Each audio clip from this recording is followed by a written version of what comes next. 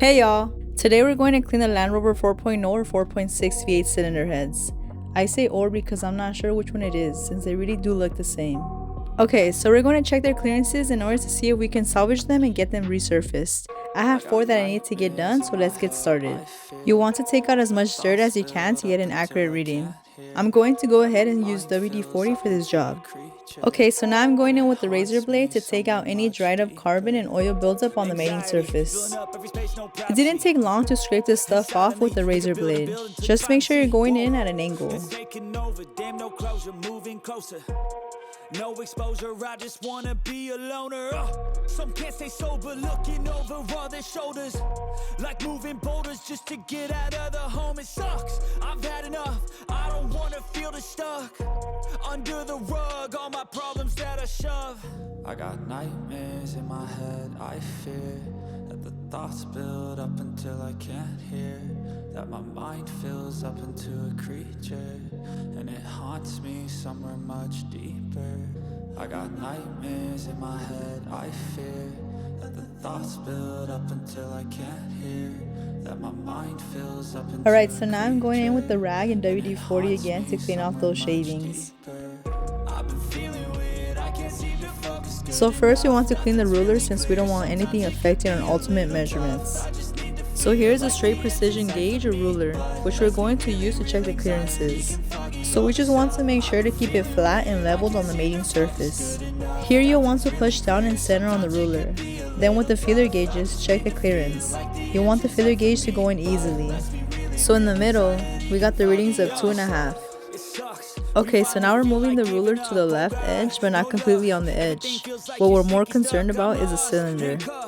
So we pretty much lined it up with the head bolts, which we got 2.5 thousandths of an inch. The next location we want to measure is on the other end of the cylinder head. Then we need to mark down the measurements that I'm getting. Plus it'll help us to keep track where we last left off. Then we can check across, again making sure you're measuring where the ruler meets the cylinders, which did give us different readings since this time we're measuring across.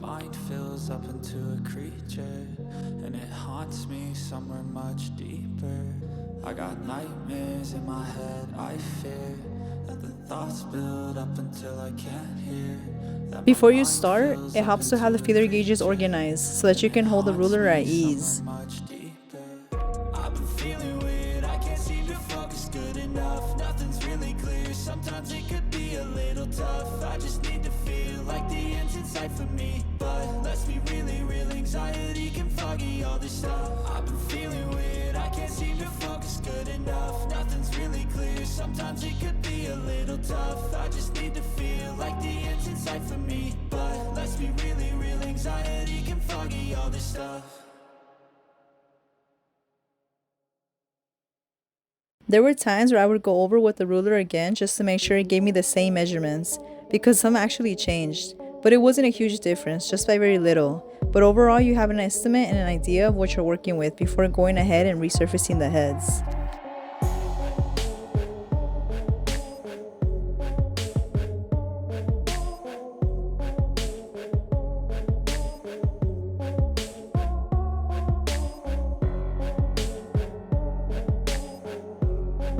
I'll be honest, it's a lot of going back and forth with the feeler gauges. Also remembering the measured clearances and their locations on the head so you can write them all down at the end of every section. Nothing we can't handle, right?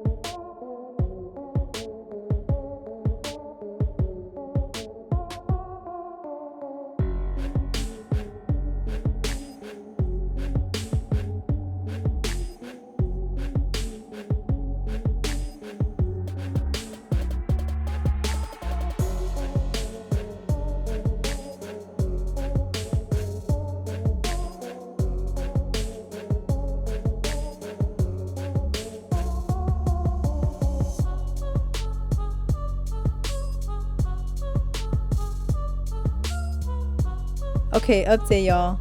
So this particular cylinder head, actually, so one of the guys came over to tell me that the cylinder head was crooked or not leveled. So yeah, that was pretty much it for this one.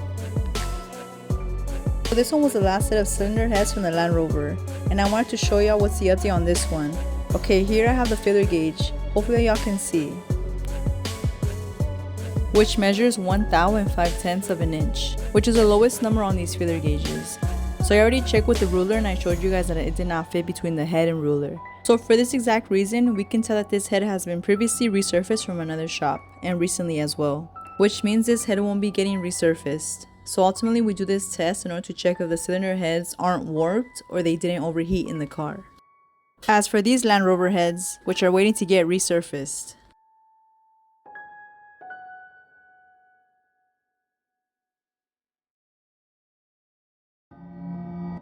look how beautiful that looks. It literally looks like glass.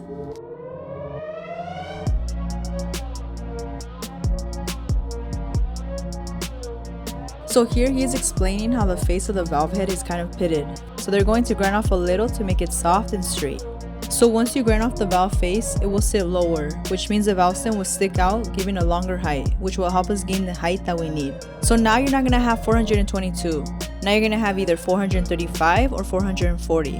So what you're going to do to bring it back down to meet the specs, you're going to cut the tip to get it back down to the original number, which is 428, which is what we want. For this particular head, since it is hydraulic, it has more room for adjustment, so we'll be able to adjust the valve to the spec that it's asking for. Of course, when the cylinder head is installed and warmed up. So here I am measuring intake valve number 2 to check if it meets 1 inch, 428 thousandths of an inch. And if it doesn't, I gotta get it to read that spec. Now here my friend is demonstrating how to use a diode caliper to measure the valve stem and the valve guide to see if it's a perfect fit. To which it does. So we can then proceed to clamp it on to where the valve will get grinded down by the stone. Once the valve stem is inserted inside the valve guide, it will make nice even cuts. So once the valve tip has been grinded, you want to clean it with a rag before inserting it into the cylinder head.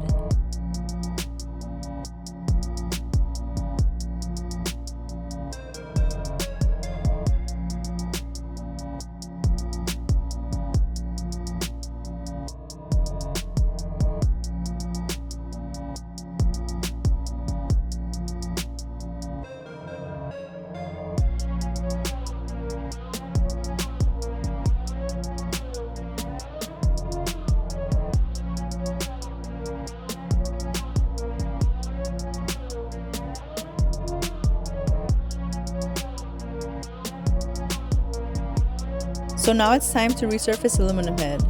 First thing I need to do was make sure the head is leveled before I can begin the cycle.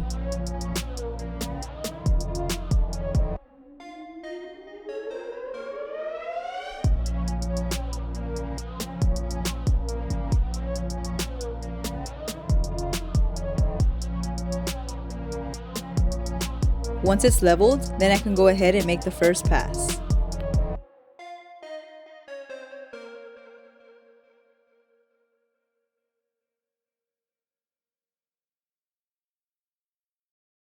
Alright y'all, I had to stop and show you guys this bad boy right here.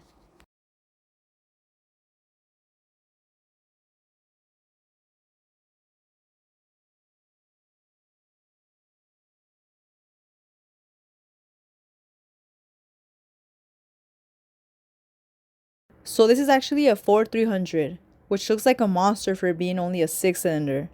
So yeah, it's pretty sick. Well, thank y'all for joining, and remember, it's not your job to make people understand what your purpose is. First Class 1972, signing out.